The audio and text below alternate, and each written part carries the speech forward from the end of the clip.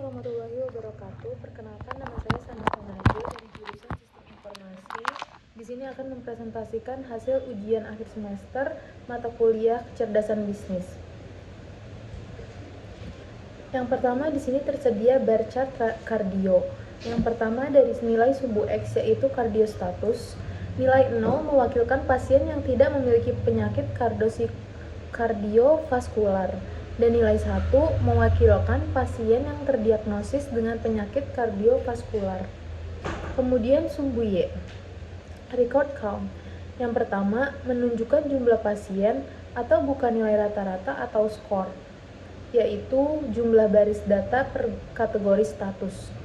Kemudian nilai pada grafik, sebanyak 420 pasien tidak memiliki kardiovaskular atau kardiostatusnya bernilai 0.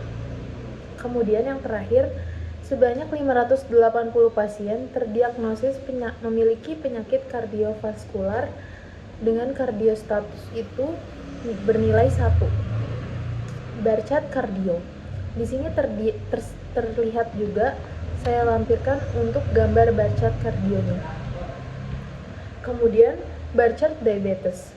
Bar chart diabetes status memperlihatkan perbandingan jumlah subjek non-diabetik atau non-pasien dan diabetik pasien dalam dataset. Sumbu X atau status pasien diabetes memiliki dua kategori. Yang pertama, non-patient atau tidak terdiagnosis diabetes, dan yang patient yaitu terdiagnosis penyakit diabetes. Kemudian di sini ada sumbu Y, number of patient, yaitu untuk menghitung count atau ID pasien untuk masing-masing status. Nilai tetap ditampilkan di puncak tiap batang, yaitu 103 yang untuk non-patient dan 897 itu untuk yang patient. Untuk insight kuantitatifnya, dari 1000 data, hanya 10-3% non-diabetes, sedangkan 89,7% merupakan pasien diabetes, yang menunjukkan ketimpangan hampir 9 kali lipat. Di sini terlihat juga bar chart diabetesnya. Kemudian pie chart kardio. Yang pertama keterangannya 0, yaitu memiliki pasien yang tidak memiliki penyakit kardiovaskular. Dengan nilai 1, memiliki pasien yang terdiagnosis mengalami penyakit kardiovaskular. Hasil dan proporsi, pasien dengan kardiostatus sama dengan satu penderita penyakit jantung sebesar 58% dari total populasi dalam dataset. Kemudian yang kedua, pasien dengan kardiostatus 0 atau tidak menderita sebesar 42%. Dengan total data sebanyak 1000 pasien, ini berarti 580 pasien memiliki penyakit kardiovaskular dan 420 pasien tidak memiliki penyakit tersebut. Grafik ini menunjukkan bahwa lebih dari separuh responden atau 58% dalam dataset menderita penyakit kardiovaskular. Dan di sini terlihat diagram proportion of cardio patient, yaitu 58% untuk pasien yang tidak memiliki penyakit kardiovaskular dan 42% bukan untuk pasien yang memiliki penyakit tersebut. Pie chart diabetes. Pie chart proportion of patient dari data set diabetes ini mengilustrasikan secara visual perbandingan absolut dan relatif antara subjek dan non-patient atau non-diabetics dengan yang patient atau diabetics dalam keseluruhan sampel. Yang pertama, dua irisan utama yang oranye itu mewakilkan patient yang terdiagnosis diabetes, kemudian yang berwarna biru atau non-patient mewakili subjek yang tidak terdiagnosis diabetes.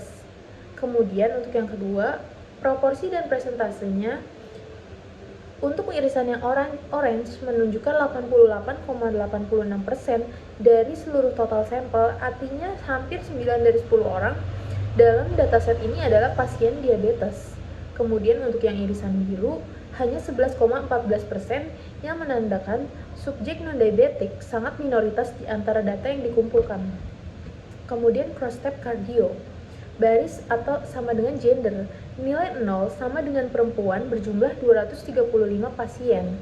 Nilai gender 1 sama dengan misalnya laki-laki berjumlah 765 pasien.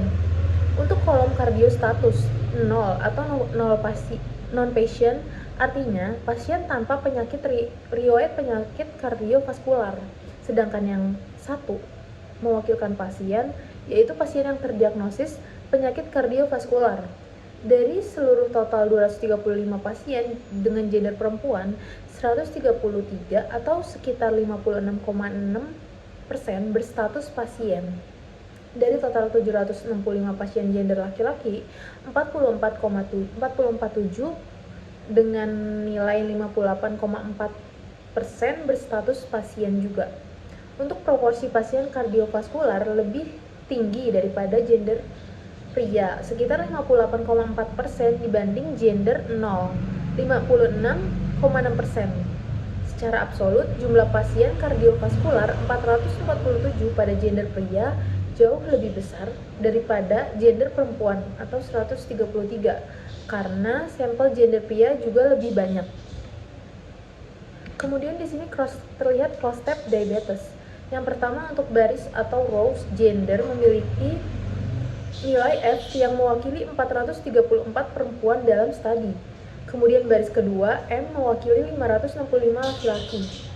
Untuk kolom atau status pasien diabetes, non-pasien jumlah subjek yang tidak terdiagnosis diabetes, sedangkan pasien jumlah subjek yang terdiagnosis diabetes. Dari total 434 perempuan, 337 adalah diabetics. Dari total 565 laki-laki, 526 adalah diabetes juga. Secara keseluruhan, proporsi pasien diabetes pada sampel laki-laki lebih tinggi dibandingkan perempuan. Berikut terlihat analitik kardio.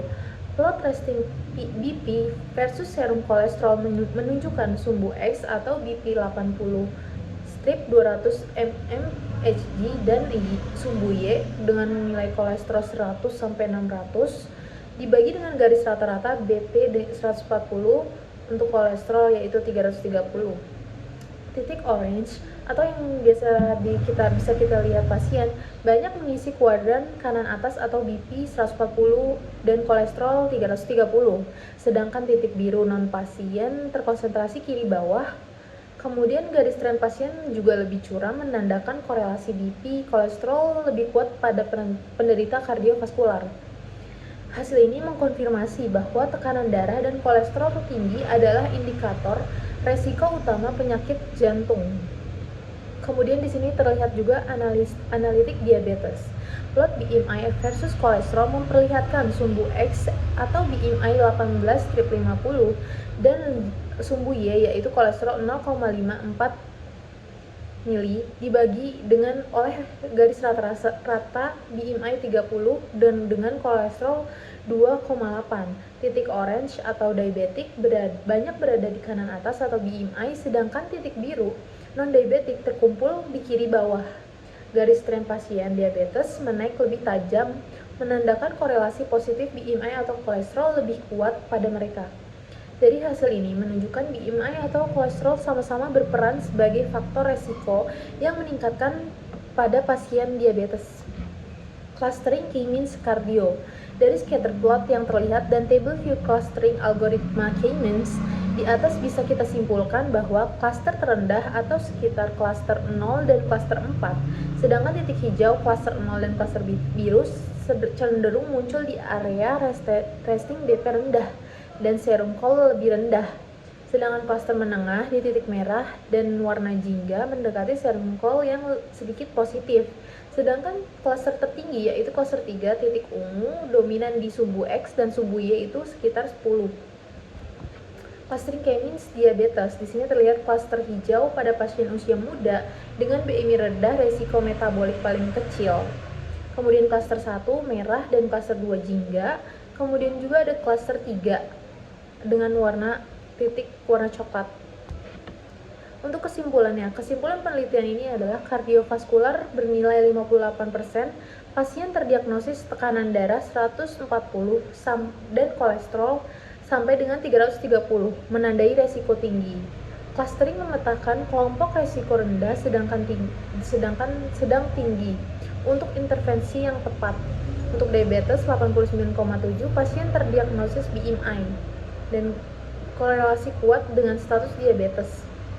Clustering ini membantu menargetkan pencegahan dan terapi, implikasi klinis dan rekomendasi.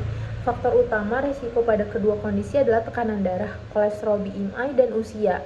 Segmentasi pasien melalui clustering memungkinkan penetapan prioritas intervensi, pencegahan gaya hidup, diet, olahraga, serta penanganan medis intensif pada kelompok berisiko tinggi.